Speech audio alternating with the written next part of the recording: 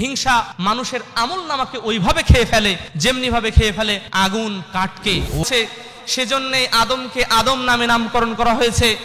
তোমাদের যেভাবে নামকরণ করা হয়েছে, আদম অর্থ মাটি, সুতরাং এই মাটি থেকেই তোমাদের সৃষ্টি করা হয়েছে।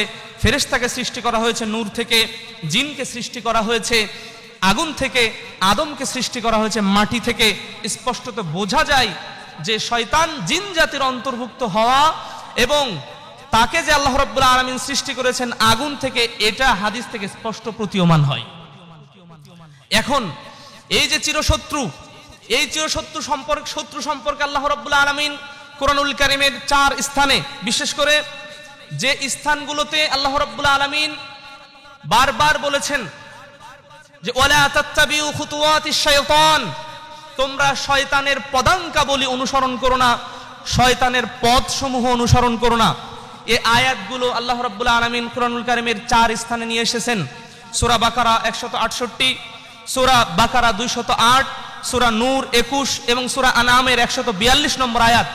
এই 4টি আয়াতের মধ্যে আল্লাহ রাব্বুল আলামিন বারবার আয়াত নাজিল করেছেন, ইয়া আইয়ুহাল্লাযীনা আমানু কুলু মিম্মা ফিল আরদি হালালান তাইয়্যিবা, হে বিশ্বাসীগণ, হে দুনিয়ার মানুষেরা, কুলু তোমরা ভক্ষণ করো, মিম্মা ফিল আরদি হালালান তাইয়্যিবা, যেটা জমিনে তোমাদের জন্য হালাল এবং তৈয়িব। ওয়ালা তাত্তাবিউ খুতুওয়াতিশ শাইতান, খুতুওয়াতিশ শাইতান ইন্নাহু লাকুম আদুব্বুম মুবিন। এবং বারবার একটা কথা বলেছেন, ওয়ালা তাত্তাবিউ, তোমরা অনুসরণ করো না, খুতুওয়াতিশ শাইতান, শয়তানের পদাঙ্ক বলি। আমাদের আলোচনার বিষয় তাই, শয়তানের পদাঙ্ক বলি এবং তা থেকে আত্মরক্ষার উপায়। প্রিয় বন্ধুগণ, আমরা বারবার একটা কথা বলছি যে মানুষ আদি শত্রুকে চেনে না, যে মানুষের সেই শ্রেষ্ঠ জায়গা যা তার কাঙ্ক্ষিত বস্তু জান্নাত, সেই জান্নাত থেকে যে তাকে পথভ্রষ্ট করছে, প্রতিনিয়ত তাকে ধোঁকা দিচ্ছে, এই ধোঁকা থেকে বাঁচার উপায় কি, এই সমস্ত বিষয়ে আমরা আলোচনার প্রয়াস পাব।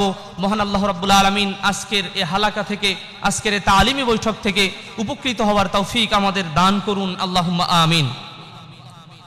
আসলে শয়তানকে আমরা দেখতে পাই না, আর যাকে দেখা যায় না তার থেকে আত্মরক্ষা পাওয়া বা নিজেকে রক্ষা করা বড়ই কঠিন, যাকে দেখা যায় না। এক, দ্বিতীয়ত যাকে দেখা যায় তার কাছে কিছু অনুনয় বিনয় করলে হয়, কিন্তু শয়তানকে না দেখার কারণে তার কাছে কোনো অনুনয় বিনয় করারও সুযোগ পাওয়া যায় না। তৃতীয়ত, অনেক সময় দুনিয়াবি সিস্টেমে কোনো কিছুর বিনিময় করলে অনেক ক্ষেত্রে বাদ বিবাদ মীমাংসা হয়, কিন্তু শয়তানের এমন কিছু শয়তানের সাথে বিনিময় করার সুযোগ নেই যে টাকা পয়সার লেনদেন করলাম, তাকে মিটিয়ে দিলাম, ভাই এই দিলাম 5 কোটি টাকা, আজকের দিনের পর থেকে আমার কাছে আর আসেন না, আমি কিন্তু দিন দিন জাহান্নামের দিকে যাচ্ছি। বা এমন কোন কথা, ধরেন একজন ব্যক্তিকে খুব মেরেছে আর একজন ব্যক্তি, তো পাশের ব্যক্তি এই মার দেখে বা মারামারি দেখে অনেক অনুনয় বিনয় করছে, বা ভিকটিম নিজেই বলছে, ভাই দেখেন আমি আর বাঁচবো না, আমাকে মারিয়েন না। এই কথা শুনলে যিনি দরেব তথা প্রহারকারী তিনিও কিন্তু অনেক ক্ষেত্রে থমকে যান, শয়তান কিন্তু থামবে না। তার অভিযান কিন্তু সেই জান্নাত থেকে বের করা নিয়ে কিয়ামত অবধি পর্যন্ত। আল্লাহ রাব্বুল আলামিনকে চ্যালেঞ্জ করেছে সূরা সদ 82 নম্বর আয়াত। আল্লাহ রাব্বুল আলামিনকে শয়তান বলেছে, ফাবি ইজ্জাতিক, আল্লাহ আপনার ইজ্জতের কসম করে বলছি, আপনার সত্তার কসম করে বলছি, লা উগবিয়ান্নাহুম আজমাইন, আমি তাদের সকলকে পথভ্রষ্ট করে ছাড়ব। দেখেন, চ্যালেঞ্জ নিয়ে, মিশন নিয়ে নেমেছে শয়তান, কারণ সে তো মিশন নিয়ে নামবেই। তার অবস্থা ছিল স্বাচ্ছন্দ্যের, তার অবস্থা ছিল জান্নাতি পরিবেশ। একটা মাত্র অবাধ্য হওয়ার কারণে, সে যাদের কারণে জান্নাত থেকে বিতাড়িত হয়েছে, রহমত থেকে বিতাড়িত হয়েছে, সে কেন তাদেরকে ছেড়ে দিবে? এই জন্যে সে সূরা আনআমের মধ্যে আল্লাহ রাব্বুল আলামিন বিষয়টা স্পষ্ট করেছেন। সে বলেছে, ফাবি ইজ্জাতিক, আল্লাহ আপনার ইজ্জতের কসম করে বলছি, আপনার সত্তার কসম করে বলছি, লা উগবিয়ান্নাহুম আজমাইন, আমি তাদের সকলকে পথভ্রষ্ট করে ছাড়ব। আল্লাহ আমাদের পথভ্রষ্টতা থেকে রক্ষা করুন, আল্লাহুম্মা আমিন। আউযু বিল্লাহি মিনাশ শাইতানির রাজীম, আউযু বিল্লাহি মিনাশ শাইতানির রাজীম, আউযু বিল্লাহি মিনাশ শাইতানির রাজীম। সূরা আরাফ 16 এবং 17 নম্বর আয়াত শয়তান আল্লাহ রাব্বুল আলামিনের কাছে স্পষ্ট আরো ব্যাখ্যা দিয়েছে, যখন সে বিতাড়িত হয়েছে, লাআকুদান্না লাহুম সিরাতাকাল মুস্তাকিম, আল্লাহ আপনার যে পথ রয়েছে সোজা সোজা যে পথ, ওই পথে আমি শয়তান অবশ্যই বসে থাকব। কেন বসে থাকবো? সুম্মা লাআতিয়ান্নাহুম, অবশ্যই তাদের কাছে আসবো, মিন বাইনি আইদিহিম ওয়া মিন খালফিহিম, তাদের সামনে থেকে, তাদের পেছন থেকে, ওয়ান আইমানিহিম ওয়ান শামাইলিহিম, তাদের ডান দিক থেকে আসবো, বাম দিক থেকে আসবো, সামনে থেকে আসবো, পেছন দিক থেকে আসবো। আল্লাহ রাব্বুল আলামিনের কাছে শেষের কথা বলছেন, ওয়ালা তাজিদু আকতারাহুম শাকিরিন, আল্লাহ আমি তাদের চারিদিক থেকে যেভাবে আমি তাদেরকে আষ্টে পৃষ্ঠে ধরবো, সামনে থেকে, পেছন থেকে, ডান থেকে, বাম থেকে, এভাবে যখন তাদেরকে আমি এমন ভাবে গ্রাস করে ফেলবো, লা তাজিদু আকতারাহুম শাকিরিন, আপনি তাদের অধিকাংশকেই শুকরগুজার পাবেন না, অর্থাৎ আপনার ইবাদতকারী পাবেন না। দেখেন, আমরা যদি এই বাক্যগুলো ভুলে যাই, নিশ্চয়ই আমরা জান্নাতি পথকে ভুলতে বসবো। আমরা যদি এই বাক্যগুলোকে ভুলে যাই, নিশ্চয় আমরা জাহান্নামী পথকে সুগম করে দেব। আল্লাহ রাব্বুল আলামিন আমাদের জান্নাতি পথকে সুগম করে দিন এবং জাহান্নামী আমল, আকীদা এবং সার্বিক চেষ্টা প্রচেষ্টা থেকে আমাদেরকে রক্ষা করুন। আল্লাহুম্মা আমিন। ফাআউযু বিল্লাহি মিনাশ শাইতানির রাজীম। মূলত এই চ্যালেঞ্জ যখন ছুড়েছে শয়তান, আল্লাহ রাব্বুল আলামিনকে সে একথাও বলেছে, ইল্লা ইবাদাকাল মুখলাসিন আও কামা ক্বাল, তবে হ্যাঁ আল্লাহ রাব্বুল আলামিনও চ্যালেঞ্জ করে বলেছেন, হ্যাঁ তবে যারা মুখলেস বান্দা হবে, শোনো, তাদেরকে তুমি পথভ্রষ্ট করতে পারবে না। আর সেও বলেছে পারবে না, এ কথাটা সে অপারগতা স্বীকার করেছে। সুতরাং তাহলে এখান থেকে বোঝা যায়, যদি আমরা মুখলেস বান্দা হই, অর্থাৎ খালেস তথা আল্লাহর একনিষ্ঠ বান্দা হতে পারি, তাহলে শয়তানের প্ররোচনা, শয়তানের পদাঙ্ক বলি থেকে আমরা মুক্ত থাকতে পারবো। আল্লাহ আমাদের রক্ষা করুন। আল্লাহুম্মা আমিন। শয়তান, আমরা এর আগেও বলেছি যে তাকে দেখা যায় না, যে তাকে কিভাবে আমরা অনুনয় বিনয় প্রকাশ করব, তার থেকে কিভাবে পরিত্রাণ পাবো। রাসূল সাল্লাল্লাহু আলাইহি ওয়াসাল্লামের বুখারী এবং মুসলিমে একটি হাদিস বর্ণিত হয়েছে, যে হাদিস শয়তান মানুষের মাঝে কিভাবে প্রবেশ করে তার একটি ঘটনা বর্ণিত হয়েছে। নবী মুহাম্মদ সাল্লাল্লাহু আলাইহি ওয়াসাল্লামের একজন স্ত্রী ছিলেন আমাদের মা সফিয়া বিনতে হুয়াই রাদিয়াল্লাহু তাআলা আনহা। রাসূল সাল্লাল্লাহু আলাইহি ওয়াসাল্লাম রমজানের শেষ দশকে ইতিকাফরত অবস্থায় আছেন।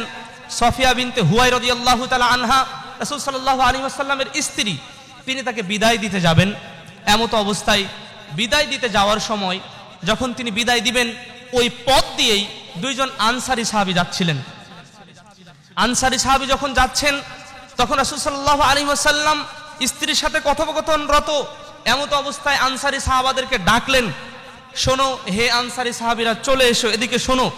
তারপরে তিনি বললেন, ইন্না শাইতানা ইয়াজরি মিনাল ইনসানি মাজরাদ দাম, নিশ্চয় শয়তান মানুষের রক্তের ধমনীতে প্রবেশ করে। ইন্না শাইতানা ইয়াজরি, নিশ্চয় শয়তান প্রবাহিত হয়, শয়তান প্রবেশ করতে পারে, মিনাল ইনসানি, মানুষের মাজরাদ দাম, রক্তের ধমনী দিয়ে শয়তান মানুষের মাঝে প্রবেশ করতে পারে। আশ্চর্য ব্যাপার, রক্তের শিরা, উপশিরা, এটা কোনটা কিভাবে আসে মেডিকেল সায়েন্সও মাঝে মধ্যে ধরতে পারে না, কোন শিরা কোন অবস্থায়। এই জন্যে ডাক্তার ভাইরা মাঝে মধ্যে অপারেশনের দিক বিদিক হারিয়ে ফেলেন অনেক ক্ষেত্রে। তারপরে আল্লাহ রাব্বুল আলামিন, রাসূল সাল্লাল্লাহু আলাইহি ওয়াসাল্লাম বলছেন, ইন্নাশ শাইতানা ইয়াজরি মিনাল ইনসানি মাজরাদ দাম, শয়তান আদম সন্তানের রক্তের ধমনী দিয়ে প্রবেশ করে। তাহলে শয়তানের পাওয়ার কত! আনসারী দুজন সাহাবীকে রাসূল সাল্লাল্লাহু আলাইহি ওয়াসাল্লাম ডাকলেন, শোনো। এই কথা তিনি বললেন, কেন বললেন? সাহাবীদের যেন ধারণার উদ্বেগ না হয় যে রাসূল সাল্লাল্লাহু আলাইহি ওয়াসাল্লাম কার সাথে কথা বলছেন। দেখেন, ওয়াসওয়াসা বা খটকা, এটা হচ্ছে শয়তানের প্রথম হাতিয়ার। এই হাতিয়ার দিয়ে, এই পথ দিয়ে, এই সূক্ষ্ম পথ দিয়ে শয়তান আমাদের মাঝে প্রবেশ করে। সুতরাং শয়তান থেকে বাঁচতে হলে এই সূক্ষ্ম পথকে, একেবারে এই অজানা পথকে আমাদের আটকানোর ব্যবস্থা করতে হবে। মহান আল্লাহ রাব্বুল আলামিন আমাদের তৌফিক দান করুন। আল্লাহুম্মা আমিন। আসলে শয়তান যে সমস্ত মাধ্যমগুলো দিয়ে আমাদের মাঝে বিবাদ সৃষ্টি করে, দুই ভাইয়ের মাঝে বিবাদ সৃষ্টি করে, তারপরে দুই জামায়াতের মধ্যে বিবাদ সৃষ্টি করে, তারপরে আলেম ওলামাদের মধ্যে ঐক্য বিনষ্ট করে, আপনার আমার মাঝে শত্রুতা তৈরি করে, তার প্রথম যে বিষয় সেটা হচ্ছে ওয়াসওয়াসা, অর্থাৎ কুধারণা। এজন্য আল্লাহ রাব্বুল আলামিন সূরা হুজুরাতের মধ্যে স্পষ্ট করেছেন, ইয়া আইয়ুহাল্লাযীনা আমানু ইজতানিবু কাসীরাম মিনায-যান, ইয়া আইয়ুহাল্লাযীনা আমানু ইজতানিবু কাসীরাম মিনায-যান। আল্লাহ রাব্বুল আলামিন স্পষ্ট করেছেন যে তোমরা অধিকাংশ ধারণা থেকে তোমরা বিরত থাকো। যদিও আমরা কারণে অকারণে অন্য ভাইয়ের ধারণা করি, আসলে শয়তান এই প্রথম পথ ও পদ্ধতি অবলম্বন করে আমার আপনার অন্তরে জায়গা করে নেয়। আল্লাহ এই যে এক সূক্ষ্ম এবং এক দূরভিসন্ধিস একেবারে সূক্ষ্ম বিষয়, এখান থেকে আমাদের মুক্তির ব্যবস্থা করে দিন, আল্লাহুম্মা আমিন। মূলত এই ওয়াসওয়াসার পরে ওই ব্যক্তির পেছনে লাগা কেমন? রাসূল সাল্লাল্লাহু আলাইহি ওয়াসাল্লাম এজন্য বলেছেন, ইয়াকুমুদ যান ফা ইন্নাদ যান্না আকযাবুল হাদিস, তোমরা অধিক ধারণা থেকে বেঁচে থাকো, কারণ ধারণা হচ্ছে, অধিকাংশ ধারণাই হচ্ছে মিথ্যা। আমি আপনার পেছনে লেগেছি কোনো ওয়াসওয়াসা নিয়ে, হয়তোবা ভাই এই কাজটা করতে পারে, হয়তোবা ভাই আমার বিরুদ্ধে লাগতে পারে, হয়তোবা ভাই আমার এই কথা নিয়ে সমালোচনা করেছেন, এই কিন্তু শয়তান আপনার আমার মাঝে ওয়াসওয়াসা দিয়েই প্রথমে জায়গা করে নিল। অথচ এই জায়গার পরে হয় যেটা, সেটা হচ্ছে হিংসা, আর হিংসার পরবর্তী পরিণাম হচ্ছে বিচ্ছেদ অথবা মারামারি, কাটাকাটি অথবা হত্যা। আজকে পৃথিবীর প্রত্যেকটা হত্যার পেছনে এই সমস্ত কারণগুলো রয়েছে। প্রথমত ওয়াসওয়াসা তথা কুমন্ত্রণা, দ্বিতীয়ত সন্দেহ, তৃতীয়ত সেখান থেকে হিংসা, আর হিংসার শেষ পরিণত হয় বিচ্ছেদ নতুবা দুনিয়া ত্যাগ। এজন্য রাসূল সাল্লাল্লাহু আলাইহি ওয়াসাল্লাম বলছেন, আল হারাজ আল হারাজ। সাহাবারা প্রশ্ন করেন, ইয়া রাসূলুল্লাহ মাল হারাজ, হারাজটা কি ইয়া রাসূলুল্লাহ সাল্লাল্লাহু আলাইহি ওয়াসাল্লাম? রাসূল সাল্লাল্লাহু আলাইহি ওয়াসাল্লাম বললেন, আল কাতল আল কাত, বেশি বেশি হত্যা। আজ বাংলাদেশ সহ বিশ্বের প্রেক্ষাপট এটাই যে বেশি বেশি হত্যা সংগঠিত হচ্ছে, এবং হত্যা কি কারণে হচ্ছে? অধিকাংশ কারণ যদি আমরা তালাশ করি তাহলে ওই ওয়াসওয়াসা থেকে মনের খটকা, সেখান থেকে হিংসা থেকে তার চূড়ান্ত পরিণতি। আল্লাহ মুসলিম উম্মাহকে রক্ষা করুন, আল্লাহুম্মা আমিন।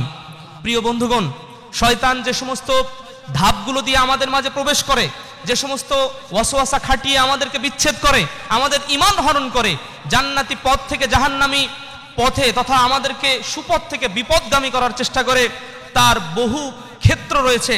তার অন্যতম একটি ক্ষেত্র হচ্ছে পক্ষপাতিত্বের আওয়াজকে উঁচু করা। অর্থাৎ দেখবেন বিভিন্ন জায়গায় বিভিন্ন ইজম রয়েছে, ইজম বলতে সংগঠন রয়েছে। ধরুন এলাকার সংগঠন, এই জেলার সংগঠন, ওই জেলার সংগঠন। আবার দেখা যায় যখন বাদ বিবাদ হয় তখন এক জেলার সংগঠনের সাথে আরেক জেলার সংগঠনের বিরাট তুমুল মারামারি লাগে।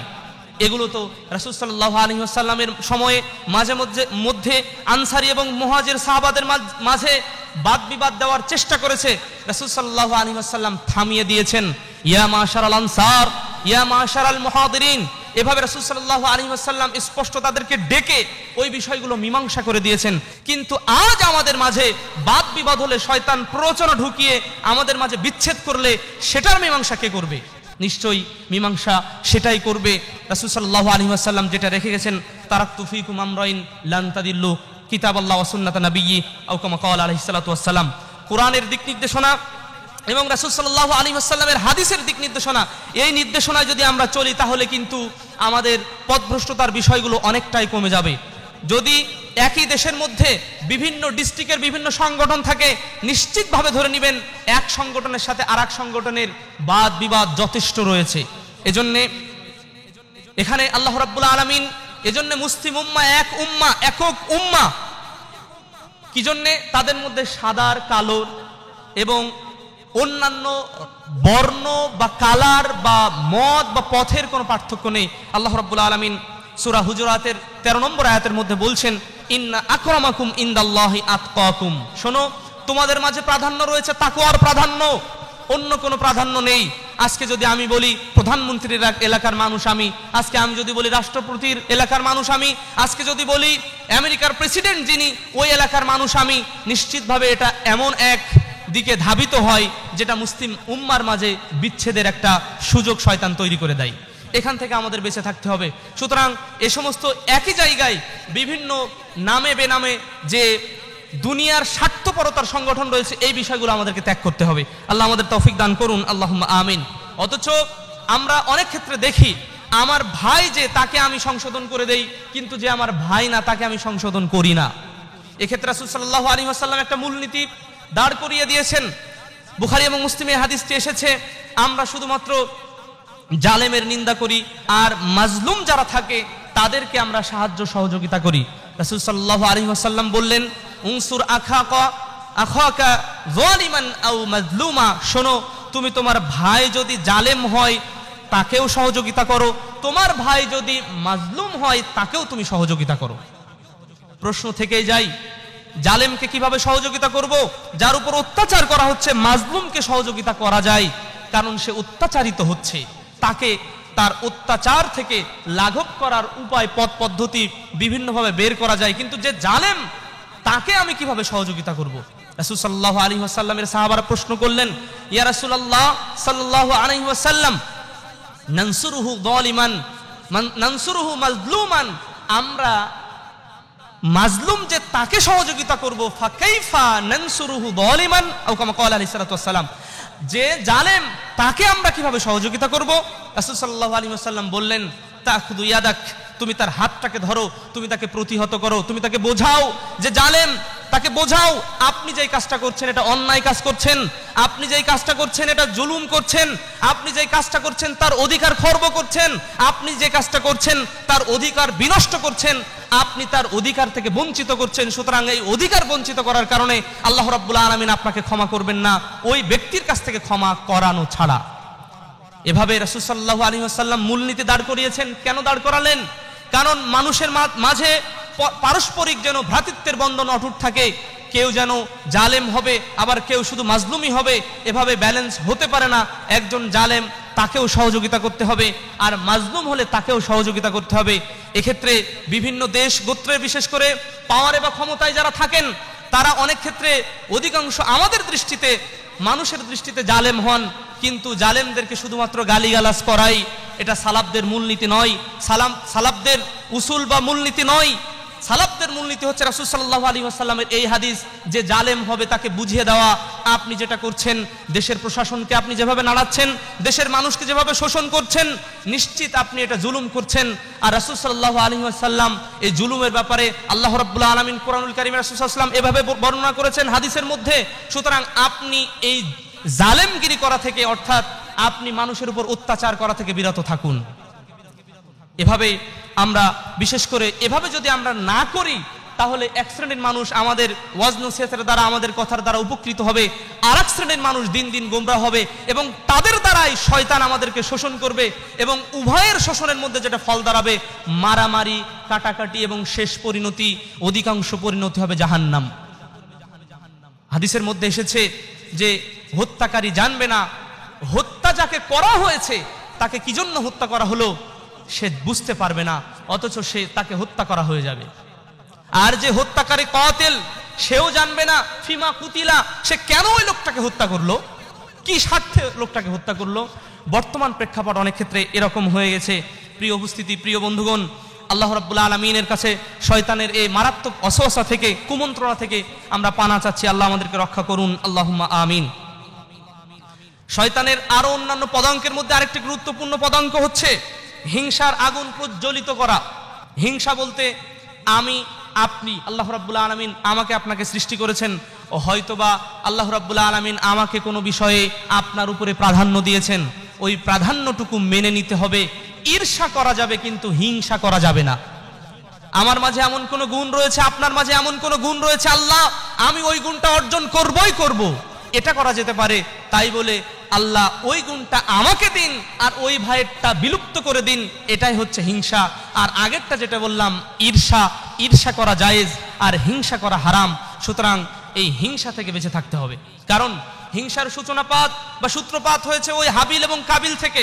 আদম আলাইহিস সালাতু ওয়াস সালামের দুই পুত্র দেখেন, আল্লাহ রাব্বুল আলামিন তিনি স্পষ্ট বললেন, ইদ কররাবা কুরবানান ফাতুকুব্বিলা মিন আহাদিহিমা ওয়া লাম ইউতাকাব্বালিল আখার। হাবিল এবং কাবিল দুই ভাই কুরবানি করলেন। হাবিল কুরবানি করলেন এমন পশু থেকে যেটা উৎকৃষ্ট ছিল, কাবিল তার শস্য থেকে যেটা নিকৃষ্ট ছিল যখন দান করেছে, আল্লাহ রাব্বুল আলামিন হাবিলেরটা নিলেন। কাবিল হিংসায় ফেটে পড়েছে, এই হিংসার বশবর্তী হয়ে সে তার নিজ ভাইকে হত্যা করেছে। কি কারণ? একমাত্র কারণ যেটা সেটা হচ্ছে হিংসার আগুন প্রজ্বলিত হওয়া। হিংসা যখন জেগে বসেছে তখনই কিন্তু এরকম ফাইনাল ডিসিশন এবং জাহান্নামী ডিসিশন নিতে সে কিন্তু উদ্ধত হয়েছে, অর্থাৎ সে ওই কাজে সাহস পেয়েছে।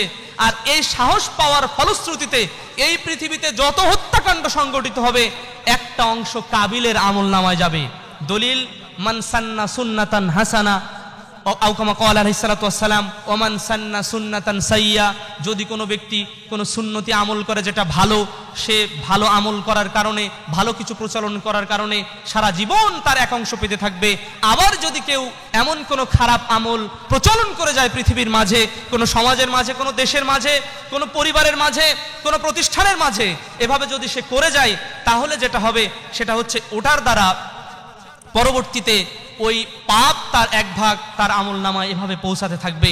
যে পাপ কাবিল সংগঠিত করেছিল, ওই হত্যার পাপ পৃথিবীতে যত হত্যাকাণ্ড সংগঠিত হবে তার এক অংশ কাবিলের আমলনামায় চলে যাবে, কারণ সেই পৃথিবীর প্রথম ব্যক্তি যে এরকম নিকৃষ্ট হত্যাকাণ্ড সংগঠিত করেছিল।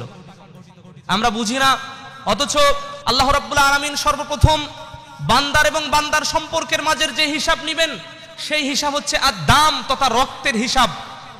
আর বান্দার সাথে আল্লাহর যে সম্পর্ক, এই সম্পর্কের যে হিসাব নিবেন সেটা হচ্ছে সালাত। সালাতের হিসাব আল্লাহর সাথে এবং বান্দার সাথে সম্পৃক্ততার ভিত্তিতে সালাতের হিসাব কিয়ামতের দিন প্রথম নেওয়া হবে, এবং বান্দার সাথে বান্দার সম্পর্কের ভিত্তিতে আল্লাহ রাব্বুল আলামিন যে হিসাবটা আগে নিবেন সেটা হচ্ছে আপনার আমার যে রক্তপাত ঘটাচ্ছি এই রক্তপাতের হিসাব নিবেন।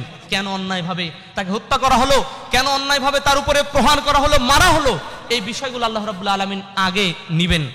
এক্ষেত্রে বিশেষ করে আমাদের অবশ্যই ওই হাদিসের আরেকটু অংশ না বললেই নয়। ছাত্র যখন ক্লাসে ফার্স্ট হয়, অনেক সেকেন্ড বয় যে থাকে সেই হিংসা করে, অনেক ক্ষেত্রে কিন্তু হিংসা করার কোনো সুযোগ নেই। আমাকে এভাবে আল্লাহর কাছে চাইতে হবে, আল্লাহ আমার ভাই ফার্স্ট হয়েছে, আমি কেন সেকেন্ড হব? তার দুটি হাত রয়েছে, আমারও দুটি হাত রয়েছে, সুতরাং আমিও চেষ্টা করি, আল্লাহ ফল আপনি আমাকে দান করুন, আমি চেষ্টা করে যাচ্ছি। এখানে হিংসা করা নাই, এখানে ঈর্ষা করা যেতে পারে। এক্ষেত্রে অবশ্যই সাবধান থাকতে হবে, কারণ যদিও হাদিসটি দঈফ, অনেক উলামায়ে কেরামের মাফহুমটা এর বুঝটা নিয়েছেন। হিংসা মানুষের আমলনামাকে ওইভাবে খেয়ে ফেলে যেমনি ভাবে খেয়ে ফেলে আগুন কাঠকে। আগুন কাঠকে নিঃশেষ করে দেয়, আগুন কাঠকে নিশ্চিহ্ন করে দেয়, এবং অনুরূপভাবে মানুষের আমলকে, মানুষের ভেতরের আমলে সলেহকে, সৎ আমলকে হিংসা আস্তে আস্তে ডিলিট করে দিতে একেবারে সদা প্রস্তুত থাকে। সুতরাং এই বিষয় থেকে আমাদেরকে অবশ্যই বেঁচে থাকতে হবে। শয়তানের আরো অন্যতম পদাঙ্ক যেটা সেটা হচ্ছে তার অন্যতম প্ররোচনা যেটা সেটা হচ্ছে রাগ করা। অথচ রাসূল সাল্লাল্লাহু আলাইহি ওয়াসাল্লামের দরবারে তার কাছে সাহাবারা এসেছেন, অধিকাংশ সাহাবীকে বিভিন্ন কথা বলেছেন। রাসূল সাল্লাল্লাহু আলাইহি ওয়াসাল্লামের সাহাবারা মাঝে মধ্যে প্রশ্ন করেছেন, ইয়া রাসূলুল্লাহ আইয়ুল আমালি আহাব্বু ইলাল্লাহ, আল্লাহর কাছে কোন আমল উত্তম? কোন সাহাবীকে বলেছেন আস-সালাতু লিওয়াক্তিহা, সময় মতো সালাত আদায় করা। তারপরে কাউকে বলেছেন যে তুমি তোমার মায়ের খিদমত করো, এটাই সর্বোত্তম আমল। এভাবে বিভিন্ন আমলের কথা বলেছেন।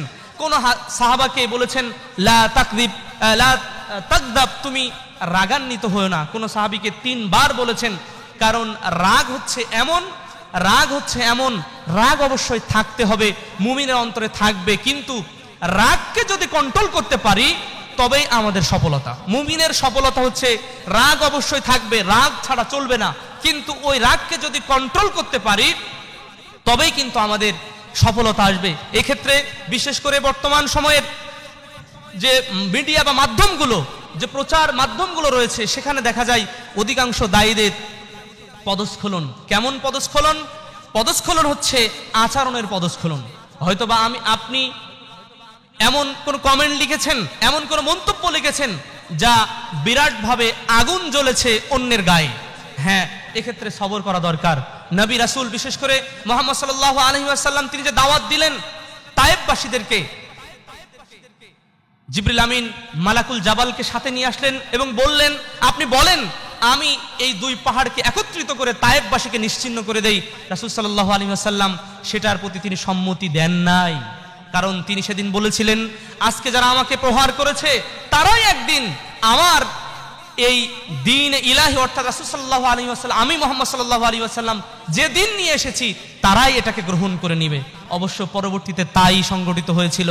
সুতরাং আমরা যারা দ্বীনের পথের দায়ী হব, দায়ী আল্লাহ হব, এক্ষেত্রে আমাদের ডানে বামে অনেক ক্ষেত্রে অনেক রাগও হবে, কিন্তু রাগকে কন্ট্রোল করতে হবে। আমরা বালাগাতে একটা শের পড়েছিলাম, খুব গুরুত্বপূর্ণ একটি শের। সেখানে একটা কথা সুন্দরভাবে বলা ছিল, ইদা নাতাকাস সাফিহু ফালা তুজিবহু ফাখায়রুম মিন ইজাবাতিহি সুকুতু। যখন কোনো বোকা ব্যক্তি তোমাকে গালি দেয়, যখন তোমার সাথে কথা বলে, ফাখায়রুম মিন ইজাবাতিহি সুকুতু ফালা তুজিবহু। ইদা নাতাকাস সাফিহু, যখন তোমাকে কোনো বোকা ব্যক্তি তোমাকে গালি দেয়, তোমাকে গালমন্দ করে, তোমাকে তিরস্কার করে, ফালা তুজিবহু, তুমি তার উত্তর দিবে না। ফাখায়রুম মিন ইজাবাতিহি সুকুতু, সেই ক্ষেত্রে তোমার উত্তম হবে তুমি ওই ক্ষেত্রে চুপ থাকবে। আসলে চুপ থাকলে সবুরে মেওয়া ফলে, কথাটা অনেক যথার্থতা রয়েছে। সুতরাং এক্ষেত্রে রাগ করলে চলবে না। এজন্য রাসূল সাল্লাল্লাহু আলাইহি ওয়াসাল্লাম বারবার বললেন, লা তাগযাব, লা তাগযাব, তুমি রাগ করো না, তুমি রাগ করো না, তুমি রাগ করো না, 3 বার বললেন আধিক্যতার ক্ষেত্রে। সুতরাং এক্ষেত্রে অবশ্যই আমাদেরকে সাবধান থাকতে হবে। আবু বকর রাদিয়াল্লাহু তাআলা একদিন রাসূল সাল্লাল্লাহু আলাইহি ওয়াসাল্লামের কাছে বসে আছেন। একজন ব্যক্তি, এই হাদিসটি মুসনাদে আহমদের মধ্যে এসেছে, একজন ব্যক্তির আবু বকর রাদিয়াল্লাহু তাআলা আনহুকে গালি দিচ্ছেন, আবু বকরকে গালি দিচ্ছেন, অনেক তিরস্কার করছেন। আর আমি আপনি আপনার আমার মান কোথায়? আবু বকর রাদিয়াল্লাহু তাআলা আনহুকে গালি দিচ্ছেন। আবু বকর রাদিয়াল্লাহু তাআলা তিনি চুপ রয়ে গেলেন। রাসূল সাল্লাল্লাহু আলাইহি ওয়াসাল্লাম হাসছেন, দ্বিতীয়বার আবারও গালি দিলেন। রাসূল সাল্লাল্লাহু আলাইহি ওয়াসাল্লাম আবারও হাসছেন। তৃতীয়বার তিনি মাজলিস থেকে রাসূল সাল্লাল্লাহু আলাইহি ওয়াসাল্লাম রাগান্বিত ভাব নিয়ে উঠে গেলেন। আবু বকর রাদিয়াল্লাহু তাআলা আন বললেন, ইয়া রাসূলুল্লাহ সাল্লাল্লাহু আলাইহি ওয়াসাল্লাম, আপনি এর আগের বারগুলোতে, আগের সময়গুলোতে আপনি হাসছিলেন, অথচ আপনি রাগান্বিত অবস্থায় আপনি উঠে গেলেন। যখনই আমি উত্তর দিলাম, এই আমি আবু বকর, তুমি আমাকে এভাবে কথা বলছো কেন, তখনই আপনি এখান থেকে উঠে গেলেন। এর কারণটা কি? রাসূল সাল্লাল্লাহু আলাইহি ওয়াসাল্লাম বললেন, শোনো আবু বকর, তোমাকে ওই ব্যক্তি ভৎসনা করছিল, তিরস্কার করছিল, তোমাকে গালি দিচ্ছিল, এবং ফেরেশতা তোমার আমলনামায় নেকি লিপিবদ্ধ করছিল, তাই দেখে আমি হাসছিলাম। তোমাকে গালি দেয়, ফেরেশতা আনন্দ পায়, তোমার নেকি লেখে। পরবর্তীতে তুমি যখন তাকে থামিয়ে দিলে, পাল্টা উত্তর দিলে, তখন ওই বিষয়টা বন্ধ হয়ে গেল। তাই আমি মুহাম্মদ সাল্লাল্লাহু আলাইহি ওয়াসাল্লাম একটু রাগান্বিত হলাম। এই হাদিসের মর্মবাণী হচ্ছে এই, হয়তোবা একজন ব্যক্তি আমাকে আপনাকে তিরস্কার করবে, কিন্তু ওই ক্ষেত্রে সর্বোচ্চ সবর করার চেষ্টা করতে হবে। মহান আল্লাহ আমাদের সবরে জামিল ইখতিয়ার করার, অর্থাৎ উত্তম ধৈর্য ধারণ করার তৌফিক দান করুন, আল্লাহুম্মা আমিন। প্রিয় উপস্থিতি, এই ক্ষেত্রে শয়তানের আরো গুরুত্বপূর্ণ যেটা পদাঙ্ক, সেটা হচ্ছে নেতৃত্বের লোভ। নেতৃত্ব লোভের কারণে দুনিয়ার মারামারি, কাটাকাটি, হানাহানি, একদল আরেক দলকে দেখতে পারে না, একদল আরেক দলের সাথে হিংসা। যদিও যে দলাদলি, যে মারামারি, কাটাকাটি, সবগুলোর ভিত্তি হচ্ছে দুনিয়াবি জৌলুস, সবগুলোর ভিত্তি হচ্ছে দুনিয়াবি আধিক্যতা, দুনিয়াবি চাওয়া পাওয়া। এগুলোই মূলত একজন মুমিন হিসাবে, একজন মুসলিম হিসাবে আল্লাহ রাব্বুল আলামিন সেই কথা ওই শুরুর আয়াতের বললেন, ইন্না জাআলনা শায়াতিনা আউলিয়া লিল্লাযিনা লা ইউমিনুন, নিশ্চয়ই শয়তানদেরকে ওলি করেছি তাদের জন্যই যারা ঈমানদার না। আমাদেরকে ঈমানদার হতে হবে, মুসলিম হতে হবে, মুমিন হতে হবে। আল্লাহ আমাদের তৌফিক দান করুন, আল্লাহুম্মা আমিন। নেতৃত্ব পদের লোভ, একজন মুসলিম নেতৃত্ব চাইতে পারে না। বর্তমান যে পরিবেশের যে নেতৃত্ব, নিশ্চিতভাবে এটি কোনো ইসলামী নেতৃত্ব না। বর্তমান বিশ্বে বাংলাদেশ সহ আরো অন্যান্য দেশে যে নেতৃত্বের সয়লাব চলছে, যে মারামারি কাটাকাটি চলছে, এটি ইসলামী কোনো নেতৃত্বের লেশমাত্রই বহন করে না। এখান থেকে আমাদের বেঁচে থাকতে হবে। নিঃসন্দেহে এটিও শয়তানের আরেকটি বড় প্ররোচনা, কারণ এটা যখন হবে পাল্টাপাল্টি, দলে বিদলে মারামারি অব্যাহতই থাকবে। একটা ভালো কাজ করলেও বিরোধী দল বলবে, হ্যাঁ ওটার এই সমস্যা, ওটার সেই সমস্যা। এটাই হচ্ছে নেতৃত্বের লোভের পারস্পরিক দ্বন্দ্ব, এবং তার ফল হচ্ছে পারস্পরিক মারামারি কাটাকাটি, এবং এই পৃথিবীর থেকেই জাহান্নামের খোরাক হওয়া। আল্লাহ আমাদের মুসলিম ভাইদেরকে রক্ষা করুন, আল্লাহুম্মা আমিন।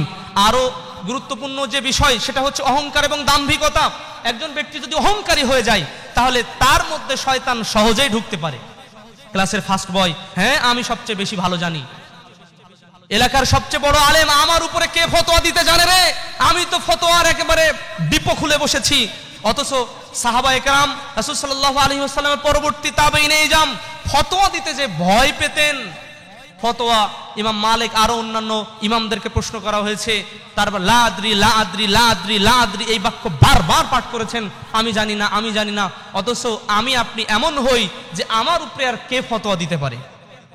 এক্ষেত্রে আমাদের সাবধান থাকতে হবে। জ্ঞানের ক্ষেত্রে হোক, সম্পদের ক্ষেত্রে হোক, যে কোনো ক্ষেত্রে অহংকার করা যাবে না। অহংকার করার কারণেই মূলত শয়তান আবেদ থেকে আজকে শয়তানির রজিম অর্থাৎ বিতাড়িত এবং অভিশপ্ত। সে বলল খলাকতানি মিন নারি ওয়া খলাকতাহু মিন তিন, আল্লাহ কেন আমি সেজদা করতে যাব? আমাকে তো সৃষ্টি করা হলো আগুন থেকে সৃষ্টি করা হয়েছে, আর আগুনের কাজ উপরে ওঠা, আগুনের কাজ হচ্ছে তাকে জ্বালিয়ে পুড়িয়ে ছারখার করে দেওয়া, আর মাটির কাজ তো হচ্ছে নিচে পড়া। তাকে তো আদমকে সৃষ্টি করা হলো মাটি দিয়ে, আদম মাটির, আমি আগুনের, কিভাবে তাকে সেজদা করব? এটা অসম্ভব। আল্লাহ রাব্বুল আলামিন এ কারণেই কিন্তু তাকে জান্নাত থেকে বহিষ্কার করলেন, বিতাড়িত করলেন। সুতরাং এখান থেকে আমাদের অবশ্যই বেঁচে থাকতে হবে। আমরা আলোচনা একেবারে শেষ পর্যায়ে চলে এসেছি। অন্ধ পক্ষপাতিত্ব, এটা আরেকটি গুরুত্বপূর্ণ ব্যাপার, যে অন্ধ পক্ষপাতিত্বের উপর ভর করে শয়তান আমাদের মাঝে প্রবেশ করে। অন্ধ পক্ষপাতিত্ব কেমন? অঙ্গ পক্ষপাতিত্ব, ইব্রাহিম আলাইহিস সালাতু ওয়াস সালাম যখন দাওয়াত দিলেন পিতা আজরকে এবং তার কওমকে, একই কথা বলেছিল যে আমরা আমাদের বাপ দাদাদেরকে যেভাবে পেলাম ওভাবেই আমরা আমাদের দিন ধর্ম প্রচার করব। ঠিক অনুরূপভাবে আজকের সমাজেও বাংলাদেশ প্রেক্ষাপটে মুসলিমদের মাঝে এটাই দেখা যায়, বাপ দাদাদের থেকে যেটা এসেছে ওটার উপরে অন্ধের মতো ভর করে ওটার উপরে চলবো। এজন্যই কথিত কিছু মুফতি সাহেবেরা রাফুল ইয়াদাইন, বিশেষ করে বুকের উপরে হাত বাঁধা নিয়ে মাঝে বেশ হইচই করেছে। যদিও ওই হাদিসের মানের ব্যাপারে অনেকেই স্পষ্ট কথা বলেছেন, হাসান লেগাইরি হাসান কথা বলেছেন, ওই হাদিসের উপরে স্পষ্ট আমল করা যায়, ওই হাদিসের মান হচ্ছে হাসান পর্যায়ের। সুতরাং মুফতি সাহেব আপনি কেন বাপ দাদার ওই অন্ধ ভক্তের উপরে, ভক্তির উপরে ভর করে আপনি এতগুলো কথা বললেন? আমার কিছু কিছু উস্তাদ বলতেন, যার মনে যা ফাল দিয়ে ওঠে তা। যদিও কথাটা এক আঞ্চলিক কথা, আসলেই মুফতি সাহেবের অন্তরে কি রয়েছে সেটা স্পষ্ট হয়েছে, জাতি জানতে পেরেছে। কারণ কি, মুফতি সাহেব প্রকাশ্য দিবালোকে মানুষের সামনে গালি দেয় মঞ্চে বসে। ওই মুফতি সাহেব দিয়ে জাতি কতটুকু হেদায়েত পেতে পারে? অসম্ভব। ওরকম মুফতি দিয়ে ইসলাম চলতে পারে না, এবং ওরকম মুফতির আচরণ দিয়ে ইসলামিক স্কলার হওয়ার কোনো সুযোগ এবং লেশমাত্র নেই বললে আমরা অবশ্যই স্পষ্ট বলতে পারি। সুতরাং অন্ধ পক্ষপাতিত্ব বলতে যেটা হক সেটা হক মেনে নিতে হবে। আজকে ঈদে মিলাদুন্নবী সামনে আসছে আমাদের সামনে, ঈদে মিলাদুন্নবী, অথচ রাসূল সাল্লাল্লাহু আলাইহি ওয়াসাল্লাম স্পষ্ট ব্যাখ্যা দিলেন মুসলমানদের ঈদ হচ্ছে দুইটা, একটা হচ্ছে ঈদুল ফিতর এবং একটা হচ্ছে ঈদুল আযহা। তো অতএব তৃতীয় ঈদ, এটা সবাই একমত, তৃতীয় ঈদ হচ্ছে এটা ইসলামের নতুন আবিষ্কার। ওয়াকুল্লু মুহদাসাতিন বিদআ ওয়াকুল্লু বিদআতিন দালালা ওয়াকুল্লু দালালাতিন ফিন্নার, স্পষ্ট বিষয়। ওমান আহদাথা ফি আমরিনা হাযা মা লাইসা মিন ফাহুয়া রাদ, এটাও স্পষ্ট বিষয়। তৃতীয় ঈদ ইসলামে কোনো অস্তিত্ব নেই, এটা রাসূল সাল্লাল্লাহু আলাইহি ওয়াসাল্লামের যুগে ছিল না। সুতরাং ঈদে মিলাদুন্নবী নিয়ে যারা লাফালাফি করছেন, ইসলামে যার ভিত্তি নেই, অন্ধ পক্ষপাতিত্ব থেকে ফিরে আসুন। আল্লাহ আমাকে আপনাকে সঠিক হেদায়েতের উপরে রাখুন, আল্লাহুম্মা আমিন।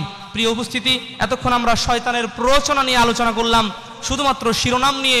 শয়তানের প্ররোচনা থেকে মুক্তি পাওয়া যাবে কি করে? তার প্রথম যে কারণ, যে মাধ্যমে পাওয়া যাওয়া, সেটা হচ্ছে আল ইলমু ওয়া মারিফাতু মাদাখিলিহি ওয়া মাখারিজিহি, অর্থাৎ জ্ঞান রাখা শয়তান কোন কোন দরজাগুলো দিয়ে প্রবেশ করে, শয়তান কোন কোন দরজাগুলো বন্ধ করলে শয়তান মানুষের মাঝে প্রবেশ করতে পারে না।